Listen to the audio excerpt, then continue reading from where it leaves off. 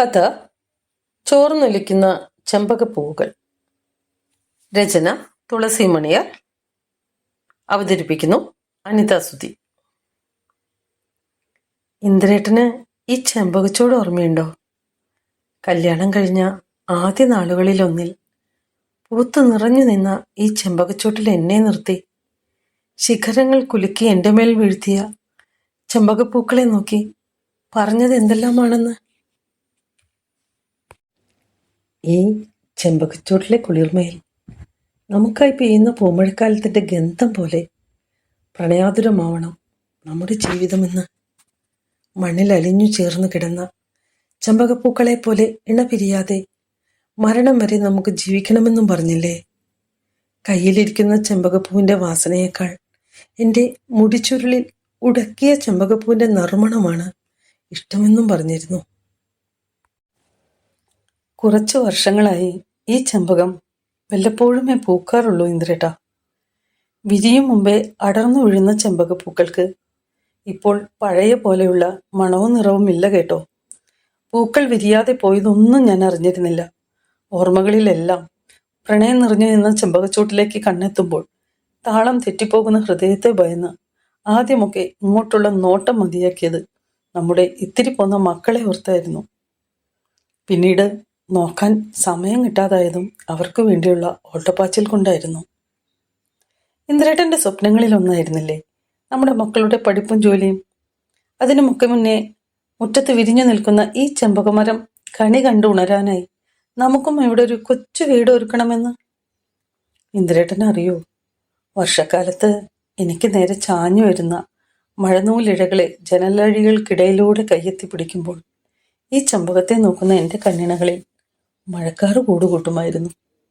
ഗ്രീഷ്മ തിളക്കത്തിൽ വാടി വീഴുന്ന ചെമ്പകപ്പൂക്കളെ നോക്കി പാതി കണ്ട നമ്മുടെ സ്വപ്നങ്ങളെക്കുറിച്ച് പരാതി പറയുമായിരുന്നു. മഴ നനയാതെയും വെയിലുകായാതെയും കയറിക്കിടക്കാനുള്ള കൊച്ചു വീടിനെ പറ്റിയും മക്കളെക്കുറിച്ചും വാ തൗരാതെ സ്വപ്നങ്ങൾ പങ്കുവച്ചിരുന്ന നമ്മളുടെ സന്തോഷം കവർന്നെടുത്ത വിധിയെ പഴിക്കുമായിരുന്നു.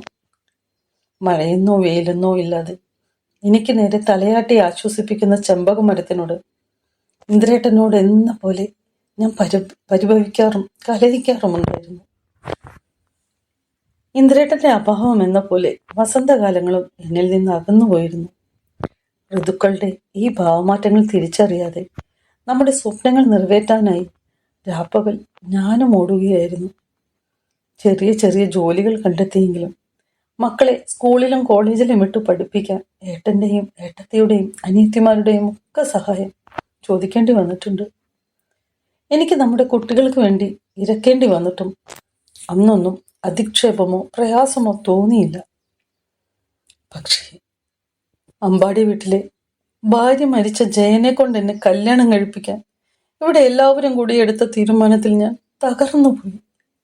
അയാളുടെ മകൾ വിവാഹം കഴിച്ചു പോയാൽ അയാൾക്കും ഒരു തുണയാവുമത്രേ. അപ്പോൾ നമ്മുടെ മക്കളിൽ ഒന്നിനെ അയാളെ ഏറ്റെടുക്കുമെന്ന്. എൻ്റെ 2 കണ്ണുകളല്ലേ നമ്മുടെ മക്കൾ. അതിലേത് കണ്ണ് ഞാൻ പകുത്തു നൽകണം? ഇന്ദ്രേട്ടനും മറന്ന് ഈ ചെമ്പകച്ചോട്ടിന്റെ തണല് മറന്ന് എനിക്ക് ജീവിക്കാനാവില്ലെന്ന് ആർക്കും അറിയില്ലല്ലോ.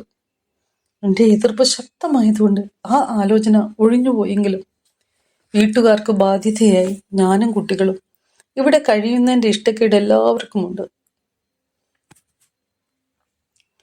നമ്മുടെ മക്കളെ ഒരു കരയ്ക്ക് എത്തിക്കണമെന്നേ കരുതിയുള്ളൂ. അതുകൊണ്ട് ഈ ചെറിയ വീട്ടിലെ ചെലവ് കണക്കുകൾക്കിടയിൽ ഉയരുന്ന മുറുമുറുപ്പ് പലപ്പോഴും കേട്ടില്ലെന്ന പോലെ നടിക്കാറുണ്ട്. ഏട്ടത്തിയുടെ വീട്ടിൽ നിന്നും വരുന്ന വിരുന്നുകാർക്ക് പോലും ഉണ്ടാവും പറയാൻ കുത്തുവാക്കുകൾ. എന്നാലും പുറത്ത് പറ്റുന്ന ജോലിയൊക്കെ ചെയ്തു വന്ന് അടുക്കള ഭാഗത്ത് ഒതുങ്ങിക്കൂടുമ്പോഴെല്ലാം 2 കുഞ്ഞുങ്ങളെയും കൊണ്ട് വീടിനുള്ളിൽ സുരക്ഷിതമായി കഴിയുന്നതിൻ്റെ ആശ്വാസം ഒന്ന് വേറെ തന്നെയാണ്. മനസ്സ് ഒരുപാട് വിഷമിക്കുമ്പോൾ ഈ ചെമ്പകമരച്ചോട്ടിൽ എവിടെയോ മറഞ്ഞു നിന്നുകൊണ്ട് ഇന്ദ്രേട്ടൻ എന്നെയും മക്കളെയും നോക്കുന്നുണ്ടെന്ന് ഞാൻ കരുതും. ഇന്ദ്രേട്ടനോടും മക്കളോടുമൊത്ത് ഒരിക്കൽ കൂടി ചെമ്പകത്തണലിൽ ഇരിക്കാൻ പറ്റിയിരുന്നെങ്കിലെന്ന് ആഗ്രഹിക്കും. മക്കൾ ചിലപ്പോഴൊക്കെ അച്ഛനെ കുറിച്ച് പറയാറുണ്ട്. അച്ഛനുണ്ടായിരുന്നേൽ വല്യച്ഛൻ നന്ദു ചേച്ചിക്ക് വാങ്ങിയതുപോലെയുള്ള വിലയുള്ള ചുരിദാർ എനിക്ക് മേടിച്ചു തന്നേനെ ഇല്ലേടാ ഏട്ടാ എന്ന് ചിന്നുമോള് കണ്ണു നിറച്ച അക്കുവിനോട് കഴിഞ്ഞ ആഴ്ച കൂടി പറഞ്ഞതേയുള്ളൂ. അവള് വലിയ സ്കൂളിലൊക്കെ പോകാൻ തുടങ്ങിയില്ലേ, ഇപ്പോൾ കുറച്ചുകൂടി നല്ല ഡ്രസ്സുകളൊക്കെ ഇടണമെന്ന് ആഗ്രഹിക്കുന്നുണ്ടാകും. തിരിച്ചറിവായതിനു ശേഷം പക്ഷേ അക്കു ഒരിക്കലും പുതിയതിനു വേണ്ടി കരഞ്ഞിട്ടില്ല. അച്ഛൻ്റെ വിയോഗം എന്നെപ്പോലെ അവനെയും തളർത്തി കാണണം. ഇപ്പോൾ ഒരു ജോലിയാണ് അവൻ്റെയും ലക്ഷ്യം. നാളെ ഒരിക്കൽ എന്നെപ്പോലെ ആകസ്മികമായി ജീവിതത്തിലുണ്ടാകുന്ന പ്രതിസന്ധിയിൽ പകച്ചു നിൽക്കാതിരിക്കാൻ ചിന്നുവിൻ്റെ പഠിപ്പ് കഴിഞ്ഞൊരു ജോലിയായിട്ട് ആരുടെയെങ്കിലും കൈ പിടിച്ച് ഏൽപ്പിക്കുമെന്നായിരുന്നു ആഗ്രഹം. പക്ഷേ അതിന് സാധിക്കുമോ എന്നറിയില്ല.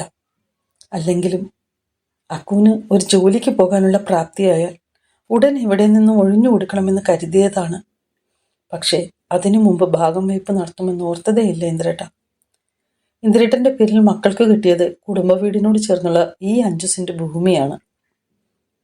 നമുക്ക് കിട്ടിയ 5 സെന്റിൽ നിറഞ്ഞു നിൽക്കുന്ന ഈ ചെമ്പകമരമാണ് എന്നെ ഇപ്പോൾ കരയിപ്പിക്കുന്നത് ഇന്ദ്രേട്ട. ഒരു കുഞ്ഞു വീട് കെട്ടി മാറി താമസിക്കാൻ ഇനിയും അധിക നാളുകൾ എടുക്കേണ്ടെന്ന് എല്ലാവരും പറയുന്നു. ഇവിടെ ഒരു കൂടൊരുക്കാൻ ഈ ചെമ്പകം വെട്ടിമാറ്റേണ്ടി വരില്ലേ? അതിനെനിക്ക് കഴിയുമോ? ഈ ചെമ്പകച്ചോട്ടിലിരുന്ന് വിരിയും മുമ്പേ കൊഴിയുന്ന ചെമ്പകപ്പൂക്കളെ പോലെ നെയ്തു കൂട്ടിയ സ്വപ്നങ്ങളൊക്കെ പൊഴിയാതിരിക്കാൻ ഈ ചെമ്പകച്ചോടല്ലേ എന്നെ സഹായിക്കുന്നത്? അന്ന് പൂത്ത് നിറഞ്ഞു നിന്ന ചെമ്പകച്ചോട്ടിലെ എൻ്റെ മേൽ വിതറിയ ചെമ്പകപ്പൂക്കൾ തന്നെയാണ് ഇന്നും എനിക്കും ഇത് പൊഴിഞ്ഞു വീഴുന്നതെന്ന് ഞാൻ മക്കളോട് പറഞ്ഞു ഇന്ദ്രേട്ട.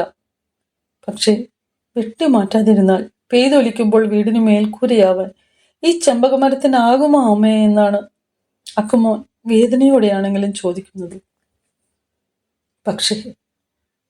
പക്ഷേ മഴയ്ക്കൊപ്പം ചോർന്നൊലിക്കുന്ന ഈ ചെമ്പകപ്പൂക്കളാണ് എൻ്റെ മേൽക്കൂരയെന്ന് ഇന്ദ്രേട്ടനല്ലാതെ മറ്റാർക്കാണ് അറിയുക? മഴയ്ക്കൊപ്പം ചോർന്നൊലിക്കുന്ന ഈ ചെമ്പകപ്പൂക്കളാണ് എൻ്റെ മേൽക്കൂരയെന്ന് ഇന്ദ്രേട്ടനല്ലാതെ മറ്റാർക്കാണ് അറിയുക? കഥ ചോർന്നൊലിക്കുന്ന ചെമ്പകപ്പൂവുകൾ. രചന തുളസി മണിയർ. അവതരണം അനിത സുധി.